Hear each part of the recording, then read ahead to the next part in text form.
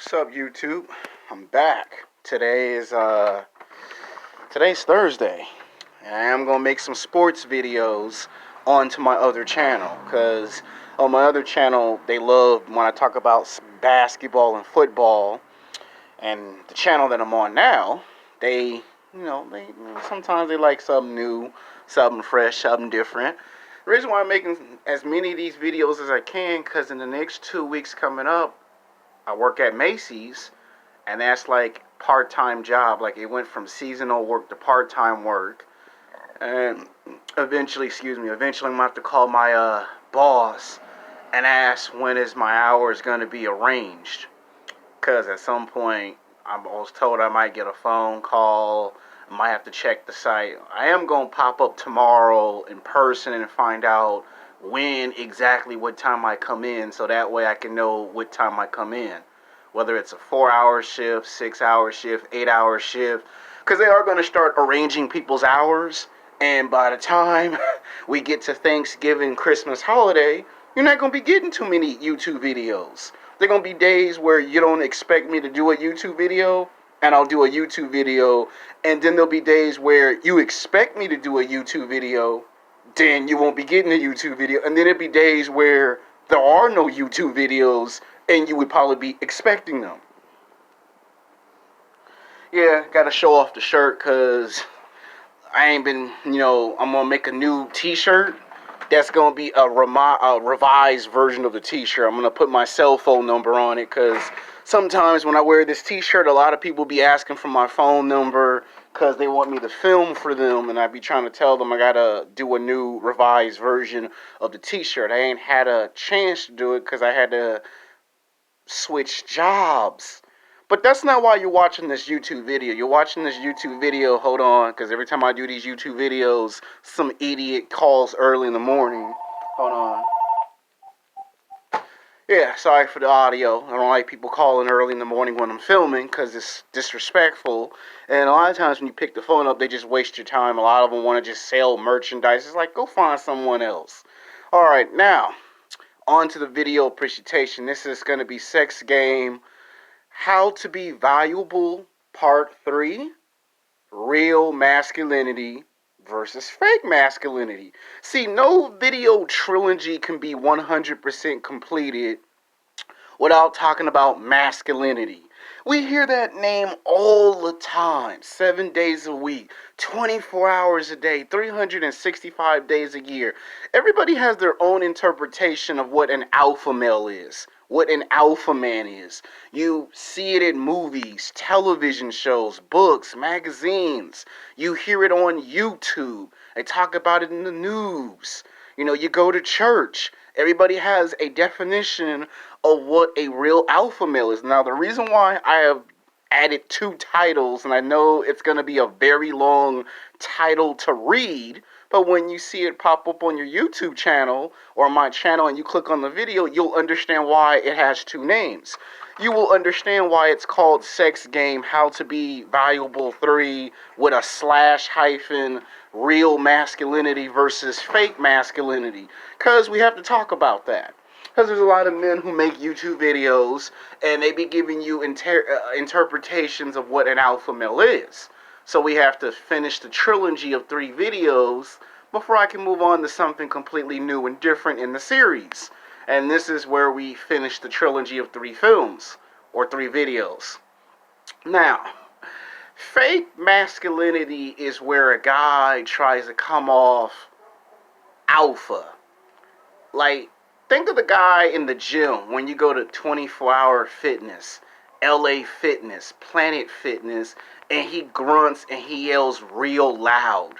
Okay, if he yells because the weights are heavy, it's probably a real alpha male. But then you got guys who don't even lift the heaviest. And when I say heavy weight, I'm talking about he trying to deadlift, bench press, leg squat, anywhere from 250 to like 270, 280, 290, or 300. If he's grunting because it's that heavy, okay, fine.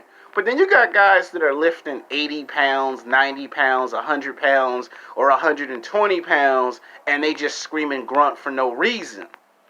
And when they do it, they be trying to get my attention, your attention, and you be trying to figure out you ain't in no pain, you ain't lifting no serious Superman weight or Hercules, and you here just screaming and grunting for no reason. That's a fake alpha male. I mean, talking about how you find out the difference between a real alpha male and a fake alpha male. It all starts with going to the gym. You go to 24-hour fitness, LA Fitness, Planet Fitness. I don't care what gym you go to. You will always see two types of men in the gym. The real alpha, the fake alpha. The fake alpha, he going to be lifting the smallest weight and grunting. And you going to be trying to figure out, are you here to get into athletic shape? Or you're just trying to be seen and heard? Which one? That's the question that comes in your head. Are you here to be in athletic shape, or are you just here to be seen and heard? Now, it's okay to be seen and heard every once in a while, but when you try to do it 7 days a week, 24 hours a day, 365 days a year, people start to look at you like, oh no, something wrong with old dude over there. You know, he got 90 pounds and he like, ooh. And you like, you're not even lifting big. You're not even going Hercules. You're not even going Superman. That's what they now call it today, the Superman. And you'll know that because he'll be doing that. Now, the real alpha male in the gym is a guy that tries to help you get into athletic shape. Like bodybuilders, weightlifters, personal trainers, basketball coaches, football coaches, baseball coaches, a martial arts instructor. Those are real alpha males. Those are the guys that when they come into the gym, they demand, or should I say not demand, they command the respect and the attention. Everyone says hi to them. You know, they speak to everyone in the gym. They don't care if you're high class, middle class, low class. They pay attention to everyone. Like, for an example, I might be trying to deadlift 300 pounds, right? And I'll lift 300 pounds. I'll deadlift it, but there'll always be a guy that's probably in his late 30s, early 40s, mid 50s, and he might say, take that weight off, man. That's very big and heavy. You need to start small and work your way big. Don't ever let me come in the gym and see you deadlift 300 pounds and it ain't done properly. You'll break your neck. You'll strain your neck out, and you'll be paralyzed from the waist down. Do it right or don't do it at all. You'll get guys that'll come in there and tell you, when I see you in the gym, I want to see you first do cardio and then lift weights. I don't want to see you just pick something up and just lift something because you saw it in a movie or in a television show. That's how you find out they're the real alpha male. They're going to tell you that ain't the correct way to get into athletic shape. And that's how you find out. If they're basketball coaches, football coaches, baseball coaches, bodybuilders, weightlifters, personal trainers, those are real alpha males. Because if they see you, if they see high school kids or college kids come in the gym and they're trying to get them in the athletic shape, those are the real alpha males. The ones that get inside the mirror and start flexing and showing their muscles off, those are the fake alpha males. Because those guys are just trying to get seen and heard because they figure, well, if I come in the gym, women will see me. Now, I'm not saying you ain't got no real alpha males that won't do that, but they don't always do it. Like, they help men and they help women out. They help young people, old people. I'm trying to tell you the difference between a real alpha male and the fake alpha male in the gym environment, and the same thing in sports. That's why I said basketball coaches, football coaches, baseball coaches, martial art instructors. When I was in martial arts, I always try to go find the real alpha male.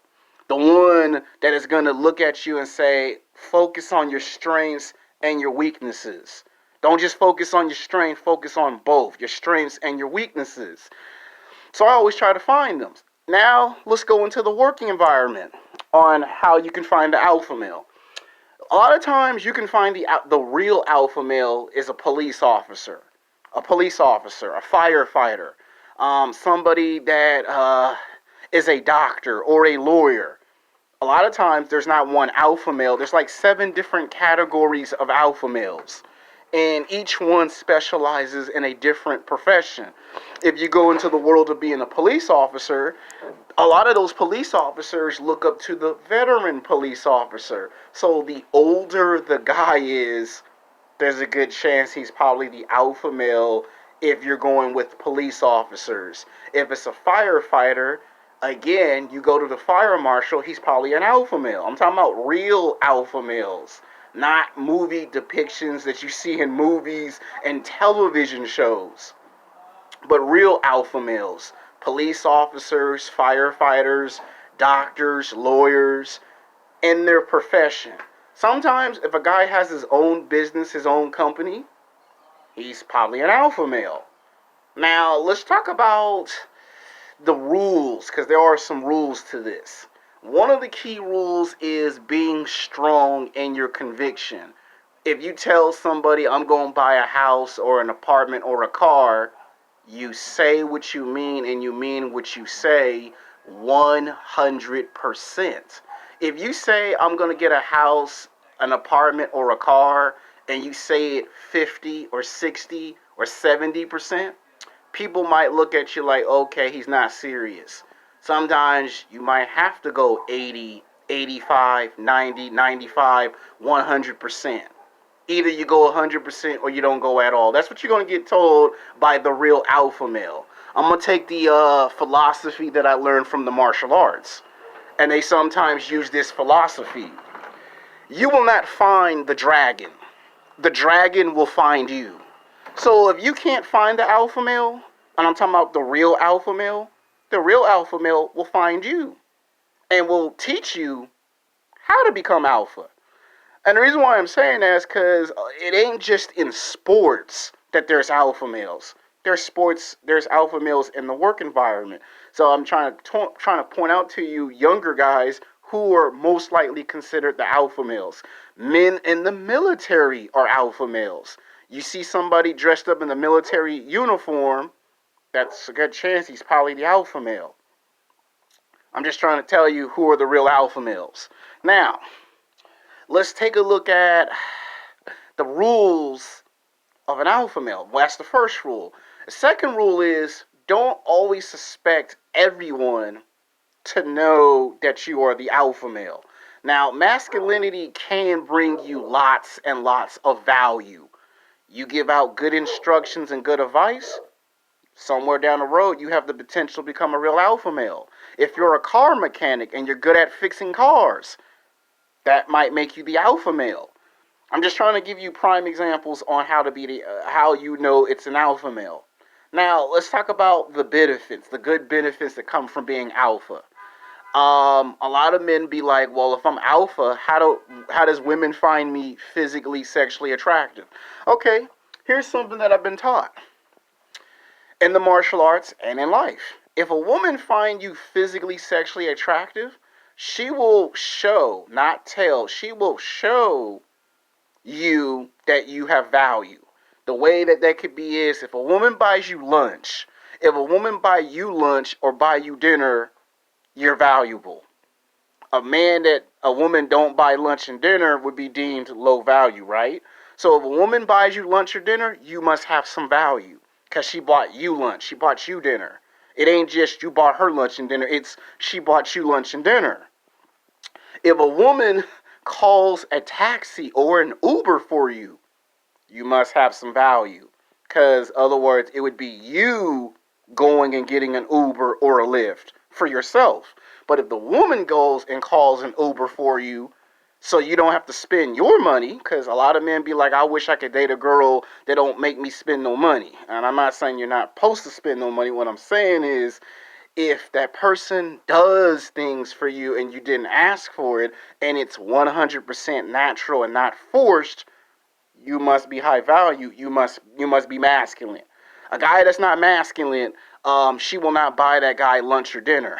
She will not pick up the phone and call Uber or Lyft. You got some women that will actually pick you up at your house if she think you're the alpha male. If that woman thinks you're physically, sexually attractive, she will pay for breakfast, lunch, and dinner. She'll do all three.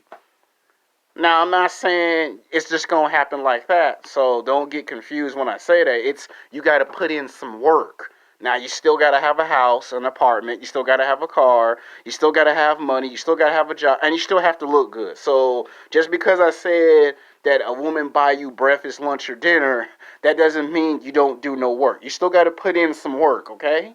So don't be thinking that because I said in the video, oh, Alex said if a girl buy me breakfast, lunch, and dinner, oh, I'm an alpha male. No, no, no. What I said was if she find you physically, sexually attractive, and she think you have value and you're valuable, she will buy you breakfast, lunch, and dinner, and then she will call a Uber for you if she sees it. Keyword, if she sees it. If she don't see it, if she doesn't picture it, if she can't see it in her mind, she's not going to buy you breakfast, lunch, and dinner. She's not going to call an Uber. You're going to be doing that yourself. So I want to make sure everybody understands what I'm saying, because some guys will hear me say that, and then they'll go look for a female and try what I said in the video, and then 3 months later, or 6 months, or 9 months later, or 2 years later, they'll take what I say and accidentally misconstrued it and say, well, you said this in the video, and it didn't happen. There's a right way and there's a wrong way to do what I said in the video. This video is not me trying to give you secret master plans on how to do it. I'm giving you common sense. I'm telling you common sense stuff. I'm telling you stuff that's simple. And it can't get no simpler than this, because I've done it and I've seen the difference. Now, that's just 2 rules of having value. Now, rule number 3, wait until somebody asks you, is it okay I buy you breakfast, lunch, and dinner? The woman has to ask for permission. I'm just trying to explain to you guys how the rules work when it comes to being valuable. Now, if you see a car accident and you go out and you try to save somebody from a car accident, everyone's going to see that you have value. If you run into a burning building and a house is on fire and you save someone before the building collapses and the firefighter department see that you've done it, it's going to show that you are becoming valuable. Now, when you say, when do I get to take the woman out to lunch and dinner, that comes when you show the woman. Now, when they say masculine frame, right, I think this is where a lot of us get confused. A lot of us don't understand this part. Masculine frame is a nice way of saying learn how to stand up for yourself. Like, remember those videos on my other channel where I made called bully series? Well, sometimes people might try to bully you to see if they can punk you. And the one thing that's very agreeable, 99.999%, you have guys who do become valuable. You get guys that have it all. They have looks, money, status. They got the house, they got the car, they got the money, they got the hot athletic body. The guy is taking off in life. The guy has it all. The guy is physically, sexually attractive. The girls like the guy. The problem is he doesn't know how to hold masculine frame. What pickup artists and dating coaches don't tell you in their 2-hour, 3-hour, 4-hour lectures when they charge you $300, $500, or they charge you $1,000 or $3,000 in those seminars is that when they say masculine frame, they mean you got to stand up for yourself. Like, let's say you play street basketball or basketball in the gym, and let's say somebody stole the basketball from you when they know it was your possession. Well, they want to see how you handle yourself under pressure. And you see, you got to be careful because that can start a street fight. Now, the thing is, you are supposed to protect yourself, but you're not supposed to make it into an obsessive habit. He who beats up the bully becomes the bully. So there's a thin line between standing up for yourself and trying to oppose your power over other people. So that's what I'm trying to explain to you. So there's a thin line. Now, women do not find men physically, sexually attractive who don't stand up for themselves. Doesn't matter if it's black women, white women, Mexican women. Don't matter if they're young women, old women, or a combination of the two. They will not find you physically, sexually attractive if you don't at least stand up for yourself. Now, it's not about, you punch somebody's teeth down their throat and knock them out. It just, hold your ground and tell the person, well, I was in line first at McDonald's. I ordered my food 15 minutes ago and you cut me. and you was wrong for that. You know, you say it verbally. And then if the guy still doesn't want to move out of the line, then you go get a manager or a supervisor. But you still hold your ground. You don't want to turn it into a fist fight and then the police get involved. So that's what I'm trying to explain the rules here. Now, the reason why a guy with a value goes from being viable to losing it is because he don't want to demonstrate masculine frame. He don't want to at least show the girl that he can stand up for himself because he thinks, okay, I got the money, I got the looks, I got the status. I don't want to do nothing else. And sometimes you might have to do something else when you don't want to. It may be a pain in the you know what, but once you do it at least 2 or 3 times or 4 times, nobody will never ask you again to do it. Remember what Denzel Washington said in the movie Training Day? Usually the first time you're asked to do this, it's very complicated. Well, you got a case where you might be asked to do this a total of 6 to 7 times. And you might fail the first time because it's your first time. It's like driving a car. You're not going to pass your driving exam on the first try. So, of course, you're going to fail. The second try, you know what they say, I almost passed. Almost ain't good enough. So that's 2 times you fail. Okay, it's the third time. Third time's supposed to be the charm. Sometimes I'll pass on the third try. Sometimes I won't. So that's 3 times you failed.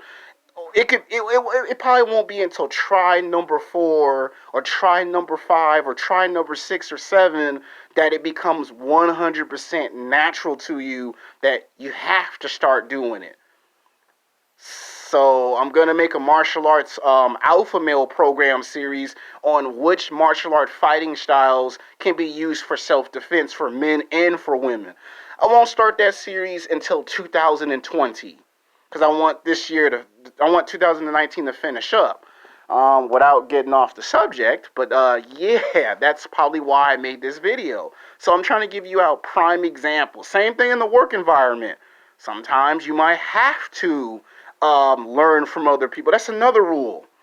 That's a rule in the martial arts and in the military. That's a rule that's in the police department and in the fire department. And that's also a rule in the gym. Order for you to become an alpha male, a true, real alpha male, and not the depiction that you see in movies and television, you must learn from an alpha male. You might have to learn from the basketball coach, the football coach, the baseball coach. You might have to learn from the martial arts instructor, the bodybuilders, the weightlifters, the personal trainers. You have to learn from them before you can become an alpha male. It's like a nice way of saying before you can become the man, you must learn from the man. That could take 5 years, that could take 10 years, that could take 15, 20 years. But you're supposed to learn from the alpha male so you can become the alpha male. Same thing in the world of filmmaking. You can't become a film director until you learn from a film director. You can't become a screenwriter until you learn from the screenwriter to become one. So it exists in all walks of life. So this is the difference between a real alpha male and a fake alpha male. Now let's talk about why some guys say, well, I got the clothes, I got the shoes, I got the looks, I got the money, I got the car. Why is it not being accepted? Because some people feel like that they want to see something real first before they accept everything else. You do have that. Like part 2 is a prime example of it. So this was to complete the video. Until then, peace.